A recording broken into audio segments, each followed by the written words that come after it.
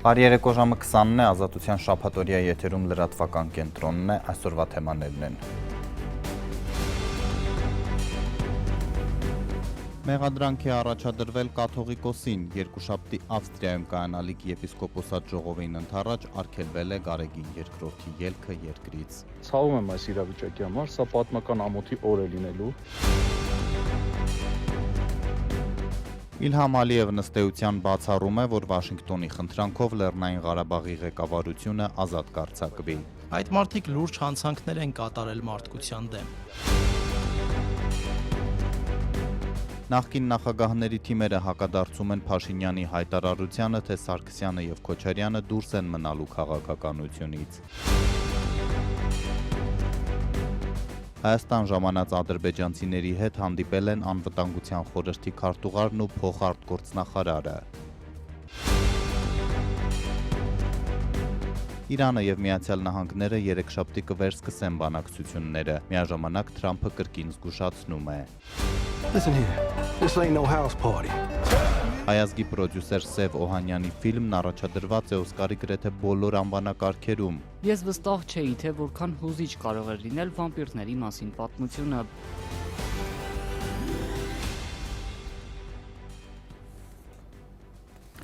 Նախորդ երկրորդ կեսին ստացված աղմկահարույց լուրը մեղադրանք է առաջադրվել կաթողիկոսին Գարեգին II-ը երկուշաբթի պետք է մեկներ Ավստրիա եպիսկոպոսների արտագնահավաքին, սակայն իրավապահներն այսօր նրա նկատմամբ Հայաստանից բացակայելու արգելք են սահմանել։ Գործն առնչվում է Մասիսի թեմի առաջնորդի պաշտոնանկությանը, բարձրաստիճան այլ հոգևորականների ավելի վաղ էր մեղադրանք առաջադրվել։ Ընդամենը մեկ օր առաջ վարչապետը հայտարարում էր, թե կաթողիկոսը ծրագրում է եկեղեցու կառավարումը տեղափոխել արտերկիր։ Ավստրիայում կայանալիք եպիսկոպոսատ ժողովից 2 օր առաջ դատախազությունը քրեական գործ է հարուցել հայ առաքելական եկեղեցու հովվապետի նկատմամբ եւ արգելել Գարեգին II-ին լքել երկիրը։ Դատախազությունը քրեական հետապնդում է հարուցել ամենայն հայոց կաթողիկոսի նկատմամբ։ Եվ քննիչն էլ փորձել է հարցաքննել վեհապար հայրապետին։ Փաստաբան Արա Զոհրաբյանը մանրամասնում է, որ կաթողիկոսը մեղադրվում է դատական ակտի կատարմանը խոչընդոտելու համար, մի գործով, որով շաբաթներ առաջ մեղադրվեցին եկեղեցու 6 բարձրաստիճան հոգևորականներ, այդպիսով անհնար դարձնելով նաև նրանց մասնակցությունը Ավստրիայի ժողովին։ Սա ուղիղ միջամտություն է եկեղեցու ներքին գործերին։ Դուք լավ գիտեք, որ Ավստրիայում փետրվարի 16-ից 19-ը տեղեր ունենալու եպիսկոպոսատ ժողով եւ այս գործողությամբ ինչպես նաև վեհապար հայրապետի ելքի արգելք դնելով, որպես խափանման միջոց, խոչընդոտում է եպիսկոպոսած ժողովի անցկացումը։ Այս գործը վերաբերում է վարչապետի հակակաթողիկոսական արշավին միացած 10 եպիսկոպոսներից Գևորգ Սրբազանին։ Կաթողիկոսը պաշտոնանկ էր արել նրան, իսկ դատարանը պարտավորեցրել էր վերականգնել հոգևորականին իր պաշտոնին։ Մայրաթորը սակայն չվերականգնեց ու կարգալույծ արեց նրան, հայտարարելով, որ այս հարցերը դատարանի տիրույթում չեն։ Սա միջամտություն է եկեղեցու ինքնավարությանը։ Քննչականը սա համարեց դատական ակտի խոչընդոտում ու փաստորեն գործը հասավ ամենայն հայոց կաթողիկոսին։ Դատախազությունից այս պահին հրաժարվում են որևէ տեղեկություն հաղորդել։ Մայրաթորն էլ դեռ հայտարարություն չի արել, այս պահին անորոշ է մնում Ավստրիայի ժողովի ճակատագիրը։ Հակազդեցություն է լինելու եւ շատ կոշտ հակազդեցություն է լինելու, որ քայլեր լինելու են 3 բաց տեքստով հասկացնում էր վարչապետ Փաշինյանը, որ արդեն 8 ամիս է փորձում է գահանկեցանել վեհապարին։ Դավադիր պլանում ներգրավելը արդեն լրջորեն խաթարում է Հայաստանի պետական անվտանգությունը եւ Հայաստանի Հանրապետությունը չի պատրաստվում դիտորդի նման հետևել։ Կուսակրոնության ուխտը եկեղեցու կանոնադրությունը խախտելուց, օտար երկրներին ծառայելուց, ծայրահեղականության մեջ մեղադրելուց հետո Փաշինյանը 3 արդեն մի նոր թեզ հնչեցրեց եկեղեցու դեմ, ընդ որում ինչպես նախորդ դեպքերում այս անգամ էլ ոչ մի կոնկրետ ապացույց չբերելով, վկայակոչեց հատուկ ծառայություններին։ Այս պատմությունը կաթողիկոսությունը Հայաստանից դուրս տանելն է եւ ես դա թույլ չեմ տալու։ Եթե դրա համար պետք է լինի լրացուցիչ միջոցներ ձեռնարկվել, կձեռնարկվեն լրացուցիչ միջոցներ։ Այդ մարդկանց նպատակը կաթողիկոսությունը Հայաստանից հանելն է։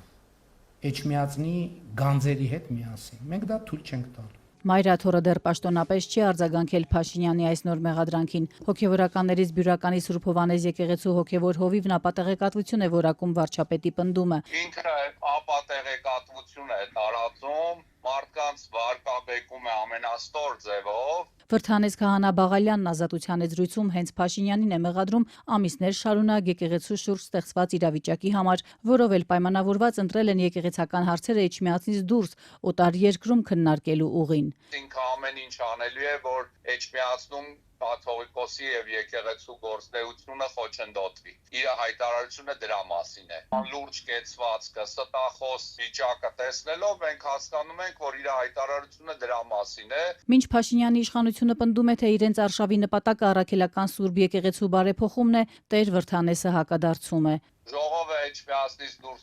գումարելը նորմալ երևույթ է։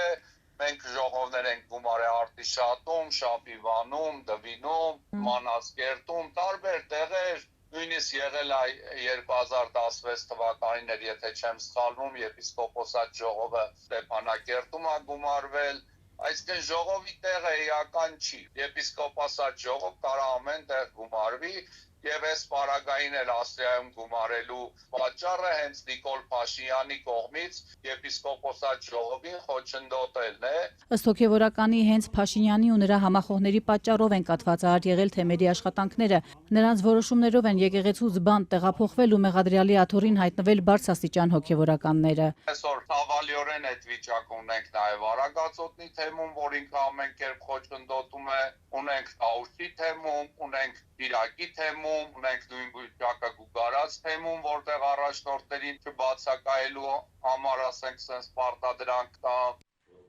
Տեր Վրթանեսը մտահոգ է, իշխանությունները անվտանգային ու սոցիալական հարցերը լուծելու փոխարեն խախտելով սահմանադրությունը ընկել են եկեղեցու հետևից, իրենցով են արել որոշ հոգևորականների եւ նրանց միջոցով էլ փորձում են իբր բարեփոխել եկեղեցին։ Տիրադավներին դա չի հաջողվի, ասում է Բյուրականի Սուրբ Հովհաննես եկեղեցու հոգևոր հովիվը։ Մինչդեռ Փաշինյանը երեկ դիմեց ընդհուպ Սփյուռքի որոշ ներկայացուցիչներին, կոշտ ազդեցություն է սպասվում նրանց։ Այս վերջերս բան է գնում, հա, բարերարների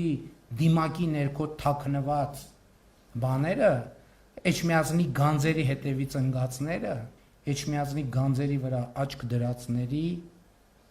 հայացքը ուղղելու ենք բոլորովին ուրիշ կողմ։ Նախորդին հայազգի մի խումբ հեղինակավոր գործիչներ հայտարարեցին, թե եկեղեցու ղեկավարության վրա հետևողական հարձակումները եւ նրա առաջնորդի հարկադրական հեռացման պահանջները սպառնալիք են աշխարհի բոլոր հայերի համար։ Փաշինյանի հայտարարած եկեղեցու բարեփոխմանը դեմ են ամերիկահայ գործարար Նուբար Աֆեյանը, շվեյցարահայ Վահե Գաբրաշը, Լոնդոնի կայսերական քոլեջի վիրաբուժության ամբիոնի ղեկավար Լորդ Արա Դարզին, գործարար բարերար Վաչե Մանուկյանն ու այլ երևելի հայեր Սփյուռքից։ Մինչ Երևանում սպասում էին Միացյալ Նահանգների փոխնախագահի Բաքու այցի արդյունքներին, մասնավորապես, որ Ջեյդի Վենսը կմիջնորդի ազատ արձակել բանտարկված հայերին, Իլհամ Ալիևը շտապեց ցրել այդ հույսերը, ամերիկացի պաշտոնյան հարցն իսկապես բարձրացրել է, բայց ստացել Ադրբեջանի նախագահի ըստ էության մերժումը։ For many years, these people were masterminds of all the war crimes against Azerbaijanis and Azerbaijan. Այդ մարդիկ լուրջ հանցանքներ են կատարել մարդկության դեմ։ Պատկերացրեք, երկրորդ համաշխարհային պատերազմի ավարտին Նյուրնբերգյան դատավարությունից 2 ամիս անց ոմանք գային եւ ասեին. «Խնդրում ենք ազատ արձակել մահվան դատապարտված նացիստ առաջնորդներին»։ Դա նույն բանն է, նույնիսկ ավելի վատ։ Նրանց հանցանքները ավելի ծանր են, քան այն, ինչ արել են նացիստները երկրորդ համաշխարհային պատերազմի ժամանակ։ Եվ առաջին արձագանքը Երևանից ազգային ժողովի նախագահ Ալեն Սիմոնյանը պնդել է, թե աշխատանքը չի դադարելու, մինչև վերջին հայը չվերադառնա Հայաստան։ Ես չեմ տեսել այդ խոսակցությունը, այդ հարցազրույցը եւ չեմ կարող մեկնաբանել, որովհետեւ հարցազրույցը առավել եւս այնց կարեւոր հարցազրույցը մի նախադասությամբ եւ մեջբերման պատրաստ չեմ մեկնաբանել եւ ես պետք է ասեմ ընդհանրական գնահատական տալով, որ այն գործընթացը ու այն աշխատանքը ու այն ոճը, որը որ մենք երկստեք Ադրբեջանի հետ այսօր իրականացնում ենք, բարդ է, դժվար է, բայց առաջ գնալու հնարավորություն ստեղծող բան է, որից որ մենք չպետք է հրաժարվենք եւ տենց էլ անում ենք։ Կվերադառնան, բոլորն էլ վերադառնալու են։ Այսօր չէ, վաղը չէ, բոլորն էլ վերադառնան։ Ինչպես ժամանակին, ասում 200-ին հասնող մարդիկ կային եւ ելի մարդիկ կային, որոնք որ չվերադարձողի ցուցակում են, բայց աշխատանքի շնորհիվ մենք կարողացանք հասնել։ Այդ աշխատանքը չի դադարելու մինչեւ վերջին հայը չվերադառնա Հայաստանի Հանրապետություն։ Երեկվանից Հայաստանում են Ադրբեջանի քաղաքասարակության ներկայացուցիչները, նրանք ժամանել են ցամաքային սահմանով հայ գործընկերների հետ մասնակցելու կլոր սեղանի, ըստ պաշտոնական հաղորդագրությունների նրանց հանդիպել են փոխարտգործնախարար Վահան Կոստանյանը եւ անվտանգության խորհրդի քարտուղար Արմեն Գրիգորյանը ներկայացրել Հայաստան-Ադրբեջան հարաբերությունների ընթացքը։ Մանրամասներ փակ քննարկումներից չեն հաղորդվում։ Մեր գործընկերները ադրբեջանցի անցել են սահմանը եւ դա ես կարծում եմ իրենց կողմից բավականին համարձակ քայլ էր լինել առաջինները, ով այս տասնյակ տարիների ընթացքում անցել են սահմանը եւ անցել են սահմանի այն մասը, որը սահմանազատված է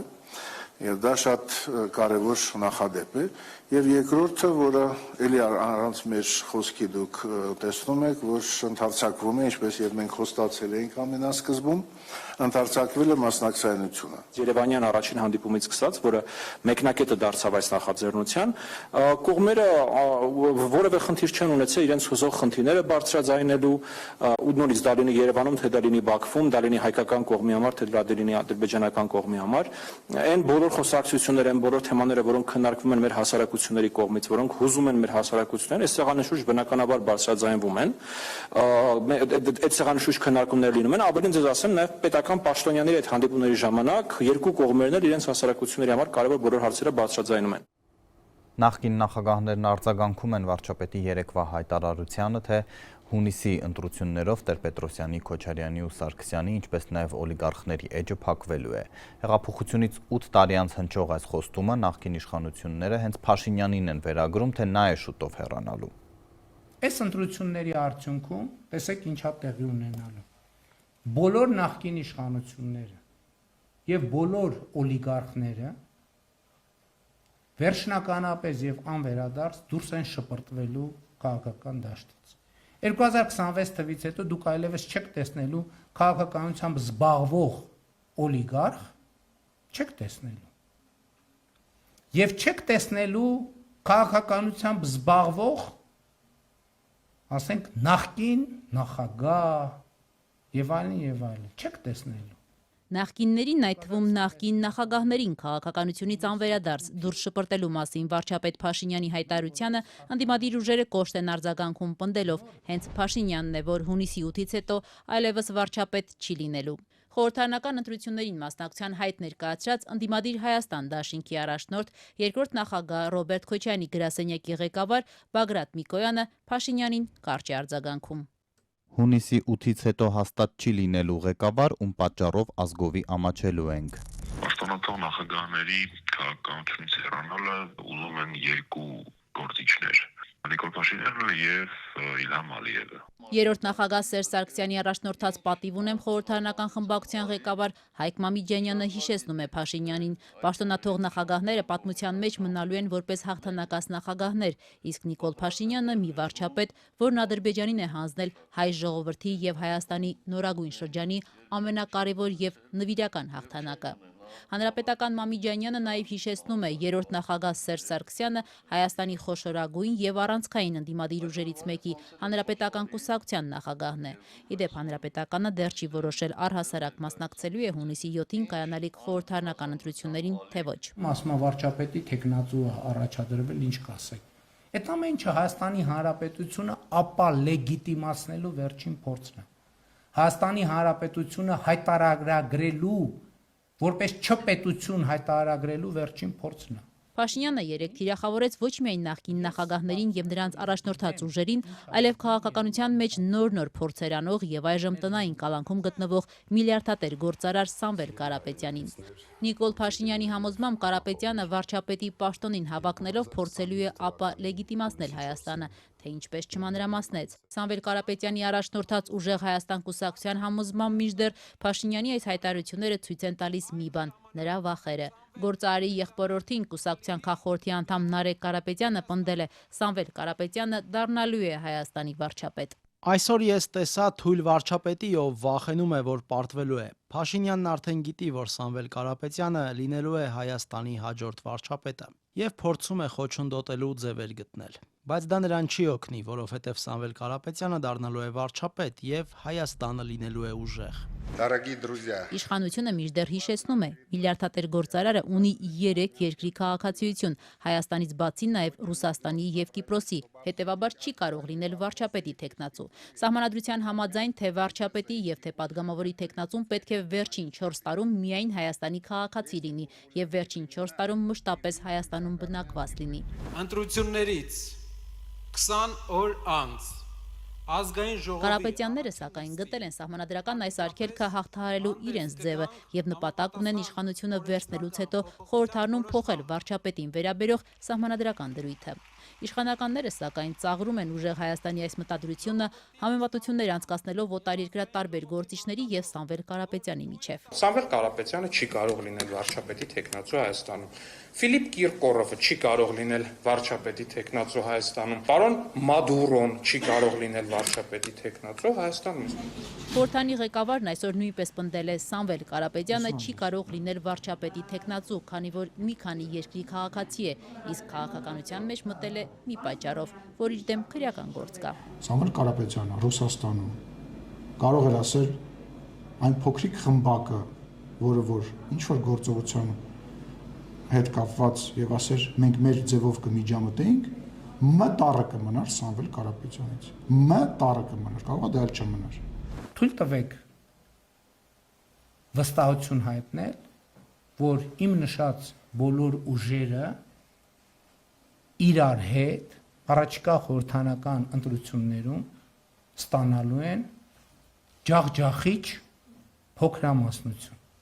Խորհրդանական ընտրություններից 4 ամիս առաջ վարչապետ Նիկոլ Փաշինյանը պնդում է, թե ընտրություններին մասնակցելու հայտ ներկայացրած նախկին ուժերը պարտվելու են, այն էլ ջախջախիչ կերպով։ Որտեղից իշխող ուժի ղեկավարին այս վստահությունը։ Ազգային ժողովի նախագահ Ալեն Սիմոնյանն այսօր հարցին կարճ է արձագանքել։ Տիրապետում ենք իրավիճակին։ Իրանք էլ են վստահ, որ իրանք ջախջախիչ պարտություն են տանել։ Ընդդիմադիր Հայաստան խմբակցության падգամավոր Գեգամ Մանուկյանը մինչդեռ իշխանության այս պնդումները դասում է հերթական անհիմն եւ անտրամաբանական հայտարարությունների շարքին, պնդելով, որ նույն հաջողությամբ Փաշինյանը կարող է ասել, որ կարողանում է քայլել ջրի վրայով։ Մարդը, որ որոշում է կայացնում եկեղեցու հետ կապված, ամեն ինչի հետ կապված, կարծում եմ, որ ամեն հարցում էլ կարող է որոշում կայացնել, իր համար օրենք, սահմանադրություն, բան, դրանք որևէ կապ չունեն։ Դեռ աշտանն են հասում։ Կհասնենք ընտրության օրը կտեսնենք։ Ընտրություններում ջախջախիչ պարտության մասին Փաշինյանի հայտարարությանն ի պատասխան երրորդ նախագահ Սերժ Սարգսյանի հանրապետականից խորհուրդ են տալիս վարչապետին մտածել ոչ թե քաղաքական պարտությունների,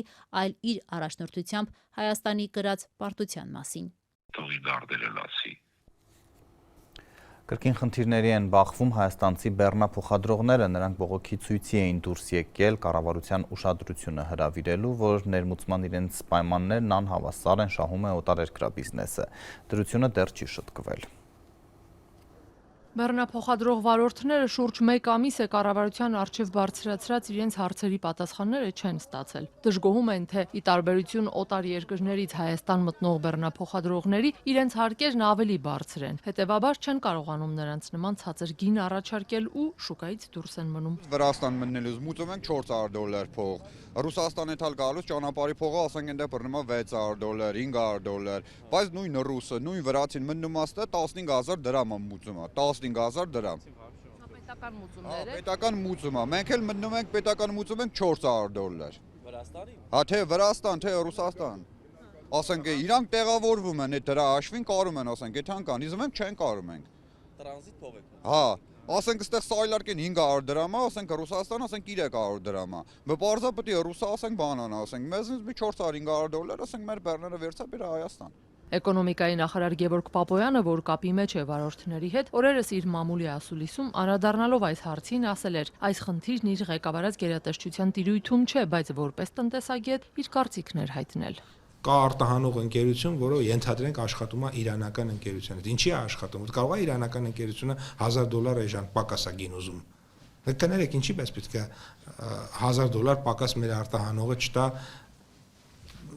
Լավ, հիմա դուք օրինակ օգտվեք, ունեք երկու տարբերակ, այս մեկը 3000, այս մեկը 2000, որին եք վճարելու։ Ես ոնց գնամ ասեմ դու 3000 մենակ օգտվի։ Նախարարը պրոստը ասում է, էլի։ Դե դրա համար են գնում ասում են, եկեք մի հատ հանդիպենք, մենք ձեզի բացատրենք իրավիճակը, ասելով չի։ 2 տարի է ում բացատրում ես չեն հասկանում իրանք։ Շուկան չճանաչելու հարցն է։ Դու բացատրում ես ինքը հասնում է էժան։ Ես արտահանումն եմ իրականացնում։ Ինչի հաշվին եմ իրականացնում, որ ներմուծման հաշվին ես կոմպենսացնեմ իմ էժան արտահանում։ Դե տենց է, խնդիր չկա, ուրեմն արտահանումն էլ տվեք թող վրացին արտահանի։ Չեք մեզի տալի։ Ըստ վարորդների, օտարերկրյա բեռնափոխադրողներն էլ պետք է Հայաստան մտնելիս հարկային այնպիսի բեռ ունենան, ինչպիսին իրենք ունեն, օրինակ Վրաստան, Ռուսաստան կամ այլ երկիր գնալու դեպքում։ Բացի այդ, ըստ վարորդների, իրար հետևից բացվող, հաճախ նաև փակվող անհատ լոգիստները համագործակցում են հենց այդ ավելի ցածր գին առաջարկող օտարերկրացի բեռնափոխադրողների հետ։ Իսկ այդ համագործակցությունն ըստ պարբերաբար բողոքի ակցիաներ անող վարորդների հիմնականում կանխիկ է արվում։ Վստահ չեն, որ այդ ընկերություններն առհասարակ հարկ վճարում են։ Այստեղ էկոնոմիկայի նախարար Պապոյանն էլ հարցեր ուներ։ Մյուս հարցերը դրանք առանցին պետք է նայենք, օրինակ այդ կանխիկ, հարկ չտալ, չգիտեմ, բենզին կամ դիզելա գալիս ինչ որ եղանակով, դրանք պետք է ուսումնասիրվի, նայվի եւ կարծում եմ տկեն գործընկերները ուշադրություն կհրավիրեն հարցին, բայց եթե ինչ որ մի բանի գինը էժանա, այն պետք է աշխատել նրա վրա, որ քո գինն էլ էժանանա, կամ եթե իրոք անհավասար մրցակցության ինչ որ էլեմենտ, այո, պետք է նայել, որ այդ էլեմենտը վերացվի։ Վարորդները դեռ պատասխանի են սպասում, ասում են օրինակ պետեկամուտների կոմիտեն գիտի այդ կանխիկ շրջանառության մասին։ Այս հարցն ազատությունը ՊԵԿ նախագահ Էդուարդ Հակոբյանին է ուղղել։ Ինձ կոնկրետ հստակ խնդիրը դեռ չի զեկուցվել, մենք առանձին բան կանենք, ուսումնասիրենք հարցը եւ եթե մեր միջամտության կարիքը կա ու մեր գործողությունների կարիքը կա, անպայման կանենք, խնդրեմ նաեւ դուք էլ եթե դետալներ կա փոխանցեք։ Բեռնափոխադրող Ալեքսան Հովակիմյանը տարակուսած է, ինչպես ՊԵԿ չի հասել իրենց բողոքները, երբ մի քանի դիմում ուղարկել են տարբեր կառույցների, այդ թվում հենց ՊԵԿ։ Տարածքային կառավարման նախարարությունում հանդիպում կազմակերպեցին, կար ֆինանսների նախարարությունից, կար էկոնոմիկայի նախարարությունից, կար ՊԵԿ-ից, երևի մի 12-13 հոգի իրանք էին, երևի մի 7-8 հոգի էլ մենք էին։ Վերջում ուղղակի բաժանվում ոչ մեկ բան չհասկանալով։ 24 թվի երևի սեպտեմբեր, հոկտեմբեր։ Լոգիստների մոտ կանխիկ շրջանառությունից խոսել եք։ Այդտեղ էլ եմ խոսել։ Ասում եմ, փաստը ֆիրմայի անուն տվեք, հա, դե ֆիրմայի անուն տա, մենք չենք եկել դե ֆիրմայի անուն տա, մենք եկել ենք ձեզ ասենք, որ օգնեք շուկան կարգավորենք։ Բայց պետեկամուտների կոմիտեի ղեկավարի պնդմամբ իրենք հսկում են սահմանահատող տրանսպորտային բոլոր կազմակերպություններին։ Օրինակ նախորդ տարի Համապատասխան տուգանքներ են առաջադրվել, նաև բացատրական աշխատանքներ են տարվել, թե իրենք ինչպես վարեն բիզնեսը, որպեսզի չխանգարեն եւ չխախտեն մրցակցության կանոնները ու դրա արդյունքում օրինակ ինչ որ ապրանքներ հայտնվեն, որոնք որ ճիշտ չի որ հայտնվեն եւ ցածր գնով վաճառվեն եւ դուրս մղեն որոշ ավելի չէ, ասեմ օրինապահ տնտեսվարողների։ Եվ քանի որ այս երկու հարցի պատասխանները բեռնափոխադրողները չեն ստացել, չեն բացառում, որ շարունակեն իրենց բողոքի ակցիաները, բայց մի բան չեն հասկանում, էլ ինչքան ու ինչպես բողոքեն, որ պետական կառույցներն իրար վրա չգցեն ու վերջապես զբաղվեն այս խնդիրներով։ Լրատվական կենտրոնն է շարունակում աշխատանք, օրվա լուրերը թարմացվում են նաև Ազատության Տելեգրամի ալիքում, իսկ թողարկման երկրորդ հատվածում դիտեք։ Իրանը եւ Միացյալ Նահանգները երեքշաբթի կվերսկսեն բանակցությունները, միաժամանակ Թրամփը կրկին զգուշացնում է։ Listen here, this ain't no house party. Հայազգի պրոդյուսեր Սև Օհանյանի ֆիլմն առաջադրված է Օսկարի գրեթե բոլոր անվանակարգերում։ Ես վստահ չէի, թե որքան հուզիչ կարող է լինել վամպիրների մասին պատմությունը։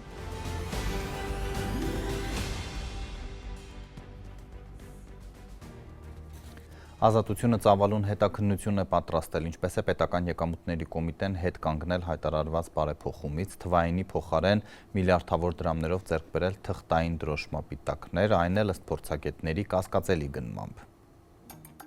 2025 թվականի հունվարի 1-ից Հայաստանում պետք է ներդրվեր QR-ներով դրոշմավորման նոր համակարգ ԵԱՏՄ կանոնների համաձայն։ ՊԵԿ-ը 2024 թվականի դեկտեմբերին շրջանառության մեջ է դրել այդ մասին նախագիծը, բայց շաբաթներ անց այն հետ է կանչել բարելավումների համակարգի կայացման հիմնավորմամբ։ Որոշման հետ կանչին հետևել է միլիարդավոր դրամներով նորից թղթային դրոշմապիտակների ձեռքբերումը։ Թեպետ թվային համակարգը շահագործող ԻՄԱՐԿ ընկերությունը պնդում է, որ ներդրված համակարգն այդ ժամանակ լիովին աշխատում էր եւ պատրաստ էր այլ ապրանքախմբեր եւս ներառել թվային դրոշմավորման համակարգում։ Բացի այն, որ ՊԵԿ-ի այս գործողությունները կարող են կասկած հարուցել նորից թղթային դրոշմապիտակներ գնելու շահագրգռվածության հարցում, զուգահեռ տարօրինակ զարգացումներ են եղել թղթային դրոշմապիտակները ձեռք բերելիս։ Պարզվում է AMPG Group ընկերությունը թղթային դրոշմապիտակները մատակարարել է ՊԵԿ-ին, մինչ կոմիտեի կողմից կհայտարարվեր գնման մրցույթ եւ կընտրվեր դրա հաղթողը։ Ավելի ուշ հայտարարված եւ անցկացված մրցույթում ընկերությունը մրցակից չի ունեցել։ Իսկ ինչու է QR-ներով դրոշմավորումը համարվում կարևոր։ Եվրասիական տնտեսական հանձնաժողովը 2018-ի փետրվարին ընդունել է ԵՏՄ-ում նույնականացման միջոցներով ապրանքների դրոշմավորման համաձայնագիրը ամբողջ ԵՏՄ գոտում մեկ միասնական դրոշմավորման համակարգ ներդնելու համար։ Ըստ կառավարության, նոր համակարգը թույլ է տալիս վերահսկել յուրաքանչյուր միավոր ապրանքի շարժը շրջանառության մեջ մտնելուց մինչև սպառում, եւ այդ տեղեկատվությունն ամբողջապես փոխանցում պետական մարմին։ Դա հնարավորություն է ստեղծում լիարժեք պայքարել ստվերի եւ կեղծ ապրանքների շրջանառության դեմ։ Հայաստանում դրոշմավորման նոր համակարգը նախ սկսեց կիրառվել պիլոտային եղանակով, ներառելով հյութերը, ըմպելիքները, գարեջուրը, միսը, ձկնեղենը, թեյը, սուրճը եւ այլն։ Հետագայում դրոշմավորման նոր համակարգի մաս դարձան ալկոհոլը, ծխախոտն ու ջուրը։ Պետեկամուտների կոմիտեն պլանավորում էր 2025 թվականի հունվարի 1-ից արդեն բոլոր ապրանքախմբերը ներառել թվային դրոշմապիտակների համակարգում եւ այդ նպատակով նախագիծ էր շրջանառել։ Նախագիծը քննարկվել է մինչև 2024 թվականի դեկտեմբերի 24-ը, սակայն չի դարձել կառավարության որոշում։ ՊԵԿ-ը հետ է կանչել իր իսկ առաջարկը։ Հետքին տված հարցազրույցում ՊԵԿ նախագահը բացատրել էր լրամշակման համար։ Մենք սկսեցինք ուսումնասիրել դա։ Ու այդ ժամանակ նախնական որոշակի որոշումներ կային կայացված, որ հունվարի 1-ից բոլոր ապրանքները, ենթակցիզային ապրանքները պետք է անցնեն այդ նոր համակարգը։ Եվ այդ ուսումնասիրությունները ինչ բացահայտեցին, ուսումնասիրությունները բացահայտեցին, որ դեռ այդքան պատրաստ չենք եւ կարիք կա այդ համակարգը կայացնել։ ՊԵԿ-ը նույն հիմնավորումն է ներկայացրել նաեւ ազատությանը, չպարզաբանելով հետ կանչված նախագծի եւ հետագայում ընդունված որոշման մեջ ինչ սկզբունքային փոփոխություններ են եղել։ Այնուհանդերձ այդ փաստաթղթերի ուսումնասիրությունից երևում է, որ ամենաէական փոփոխությունը վերաբերում է ժամկետներին։ Ըստ այդմ, որոշ ապրանքներ նոր համակարգին պետք է միանան ավելի ուշ, այդ թվում 2026 թվականից։ Թվային դրոշմավորման ազգային օպերատոր IMARC ընկերությունը, որ մշակել եւ կառավարում է նոր համակարգը, պատասխանելով ազատության գրավոր հարցերին տեղեկացրել է, որ համակարգն անցել է պիլոտային փուլը, լիարժեք գործել է եւ պատրաստ է նոր ապրանքախմբերի դրոշմավորմանը։ Պիլոտային ծրագրերն իրականացվել են բարձր արդյունավետությամբ մինչև 2024-ի դեկտեմբերը IMARC ընկերությունը հավաքագրել եւ իրականացրել է բոլոր անհրաժեշտ ծրագրային փոփոխությունները եւ համակարգի անպատրաստ լինելու մասին մեզ որևէ բան հայտնի չէ, փոխանցել են ընկերությունից ու նշել, որ անցած տարվա փետրվարին կառավարության որոշմամբ համակարգին միացած նոր ապրանքախմբերը ներդրվել են նույն ծրագրային ապահովմամբ, այսինքն որևէ բան փոխելու, բարելավելու կարիք չի եղել։ Այս իրավիճակում, երբ ՊԵԿ-ը 2024 թվականի դեկտեմբերի վերջին հետ է կանչել թվային դրոշմավորման ապրանքախմբերի ընդլայնման իր նախագիծը, անհրաժեշտություն է առաջացել մի շարք ապրանքների դրոշմավորումը կատարել մինչ այդ գործող թղթային դրոշմապիտակների տարբերակով։ Այդ նպատակով ՊԵԿ-ը էլեկտրոնային աճուրդ է հայտարարել թղթային դրոշմապիտակների տպագրման եւ ձեռքբերման համար։ Աճուրդը հայտարարվել է 2025 թվականի փետրվարի 12-ին, դրա միակ մասնակից եւ հաղթող է դարձել AMPG Group ընկերությունը դրոշմապիտակների մատակարարման հարցում ՊԵԿ-ի վաղեմի գործընկերը։ Ընկերության հետ կնքվել է 1.2 միլիարդ դրամի պայմանագիր ՊԵԿ-ին 315 միլիոն հատ դրոշմապիտակ մատակարարելու համար։ Թեպետ ՊԵԿ-ը աճուրդը հայտարարել է փետրվարին, իսկ AMPG Group-ի հետ պայմանագիրը կնքել մարտին, ընկերությունը հունվարից արդեն սկսել է մատակարարումներ իրականացնել, երբ մրցույթը հայտարարված չէր, ոչ հաղթողը կար, ոչ էլ ստորագրվել էր պայմանագիրը։ Ինչու է առաջացել նման անհամապատասխանություն։ Ինչու է հենց AMPG Group-ը ապրանք մատակարարել, երբ դեռ պարզ չէր, որ այս ընկերությունն է հաղթելու մրցույթում։ Հետաքրքրվեցինք ՊԵԿ-ից։ Ի պատասխան հայտնել են, որ գնման մրցույթն իրականացվել է թափանցիկ եւ համաչափ սկզբունքների հիման վրա։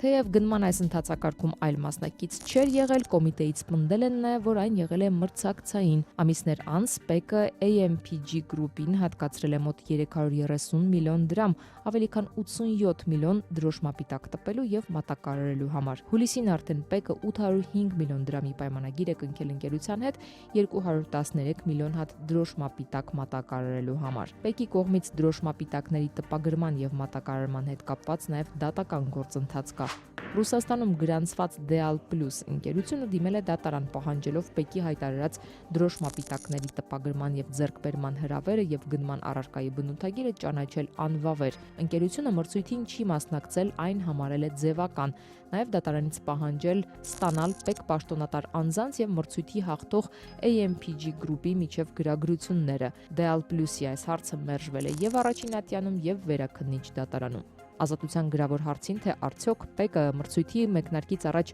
հաղորդակցություն ունեցել է AMPG Group-ի հետ ապրանքի հնարավոր մատակարարման շուրջ, ՊԵԿ-ից պատասխանել են հաշվի առնելով ընկերության հետ երկարամյա գործընկերային հարաբերությունները, AMPG Group-ի հետ մշտապես եղել են աշխատանքային քննարկումներ։ Փաստացի ՊԵԿ-ը 2025 թվականին ավելի քան 2.5 միլիարդ դրամի պայմանագիր է կնքել AMPG Group ընկերության հետ մի դեպքում, երբ կարող էր համապատասխան որոշումները կայացնելով անցնել թվային դրոշմավորման, խուսափելով միլիարդավոր դրամների չնախատեսված ծախսերից։ Միջազգային լրահոսից 3 Մյունխենում Ուկրաինայի հարցով հավաք են անցկացրել արևմուտքի առաջնորդները, սակայն Միացյալ Նահանգների պետքարտուղար Մարկո Ռուբիոն վերջին պահին հրաժարվել է մասնակցությունից, պատճառաբանելով գրաֆիկի անհամապատասխանությամբ։ Ըստ մամուլի արտահոսքի եվրոպացի պաշտոնյաները դժգոհել են այս վարքից։ Արդեն այսօր ելույթ ունենալով Մյունխենի անվտանգության համաժողովում Ռուբիոն ասել է, թե իրենց վարչակազմը վստահ չէ արդյոք Ռուսաստանը լուրջ է վերաբերում Ուկրաինայում խաղաղության հասնելուն։ Նա ընդգծել է, որ կողմերին հաջողվել է նեղացնել վիճերի հարցերի ցանկը, բայց ամենադժվարները դեռ չեն լուծվել։ Մինչ այդ ռուսները հաղորդում են, որ սահմանամերձ Բելգորոդ քաղաքում Ուկրաինայի հրթիռային հարձակման հետևանքով 2 մարդ է զոհվել, 5-ը վիրավորվել, անջատվել են էլեկտրաէներգիայի ջեռուցման եւ ջրամատակարարման համակարգերը։ Թեման շարունակելով ռեժիմի փոփոխության բռնաճնշումները դադարեցնելու պահանջով այսօր իրենց երկրի դեսպանատան դիմաց կրկին բողոքի ակցիա են արել հայաստանաբնակ իրանցիները։ Անցած օրերին նրանք հանդիպում էին իրավապահների խոչընդոտներին, երթներ արգելվում, հավաքը դեսպանատնից հեռու մղվում, ցուցարարներին էլ պարբերաբար կանչում էին նախազգուշացնող զրույցների։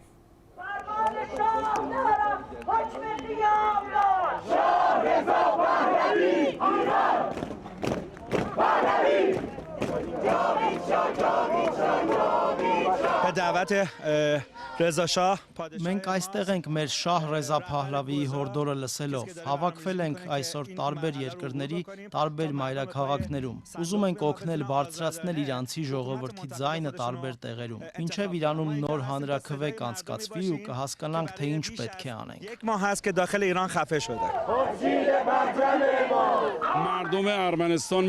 Մենք այս հավաքով նաև խնդրում ենք մեր հայ եղբայրներին օգնել մեզ բարձրացնել մեր արդար ձայնը։ Նաև Իրանում գտնվող մեր քույրերին ու եղբայրներին եմ դիմում։ Մենք ձեր կողքին ենք, այս եղանակին դուրս ենք եկել փողոց։ Սրանով մենք երաշխավորում ենք ձեր իրավունքները բոլորիս հայրենիք Իրանում։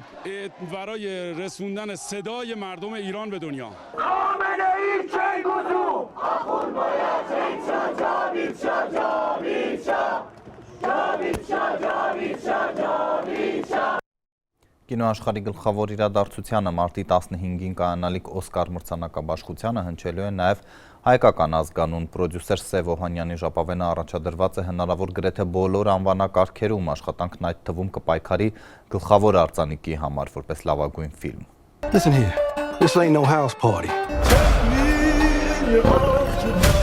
Shit. Հայազգի կինոպրոդյուսեր Սև Օհանյանը մեղսավորները ֆիլմն իր եւ ռեժիսոր Ռայան Քուգլերի տասնամյակների համագործակցության կուլմինացիան է համարում։ Վամպիրների, բլյուզի եւ սևամորթների մշակույթի մասին պատմող այս սարսափ ֆիլմը Օսկարի պատմության մեջ առայժմ միակն է, որ առաջադրվել է 16 անվանակարգում, այդ թվում լավագույն ֆիլմ, լավագույն դերասան, լավագույն ռեժիսոր անվանակարգերում։ Երբեք չէի մտածի, որ այդքան Օսկարի կնոմինացվենք, անգամ այդ գաղափարով չէինք մոտիվացնում միմյանց։ Պարզապես քրտնաջան աշխատում էինք, իրար խրախուսում, հոգ էինք տանում, որ լավ ֆիլմ ստեղծենք։ Ինձ համար փաստը, որ յուրաքանչյուր անվանակարգում ֆիլմը ճանաչում ունի, գեղեցիկ վկայությունն է թիմային աշխատանքի։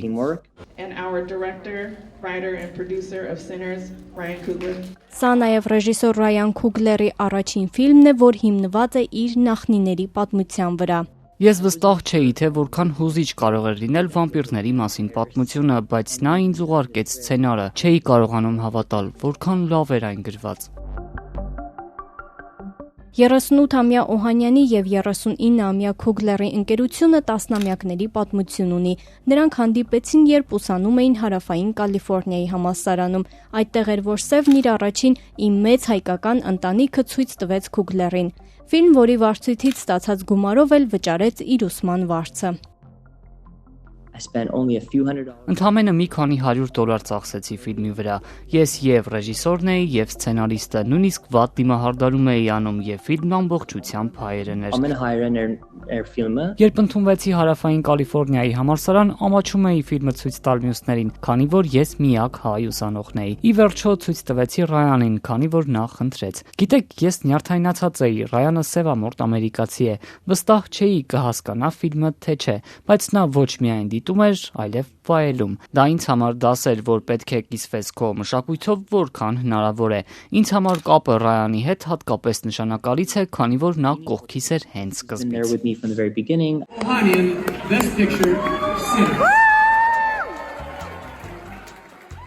Օհանյանը դարձավ Քուգլերի մի քանի ֆիլմերի պրոդյուսերը։ 2021-ին արդեն նրանք իրենց սեփական ստուդիան Proximity Media-ն ստեղծեցին։ Գերմանիայում ծնված ԱՄՆ տեղափոխված Օհանյանը մտադիր է կրկին Հայաստան գալու ու կրկին ֆիլմեր ստեղծել հայերի մասին։ Մենք սիրում ենք պատմել այնպիսի պատմություններ, ինչպիսին է մեղսավորները, որոնք վերաբերում են որոշակի մշակույթների, եւ մենք ունենք նախագծեր, որոնք հայերի մասին են։ Ռայանը ու իր կինը Զինզին խրախուսում են ինձ գնալ եւ նկարահանել այդ ֆիլմերը։ Հուսով եմ մեղսավորները ֆիլմի հաջողությունը կօգնի դրանց նկարահանումն ավելի հեշտ դարձնել։ Նրանց հիմնած ստուդիային առայժմ ամենամեծ հաջողությունը հենց Մեղսավորները ֆիլմն է բերել։ Ոչ միայն հնարավոր 16 Օսկարի արձանիկ, այլև $368 միլիոն շահույթ։ Տարեսկզբին այն նաև ոսկե գլոբուս ստացավ, իսկ սաունդթրեքը արժանացավ 2 Գրեմմիի։ Սարսափ ժանրում վերջին անգամ Գարների լռություն ֆիլմին է հաջողվել 5 Օսկարի արժանանալ 1990-ականներին։ Մարտի 15-ին պարզ կդառնա, քանի արձանիկ կստանան Մեղսավորները, մրցելով Դիկապրիոյի մասնակցությամբ Պայքարից հետո Համնետը, Մեծն Մարտին եւ այլ թոփ ֆիլմերի հետ։ Congratulations to all on your well-deserved nomination. We can't wait to see you at the 98th Oscars on Sunday, March 15th.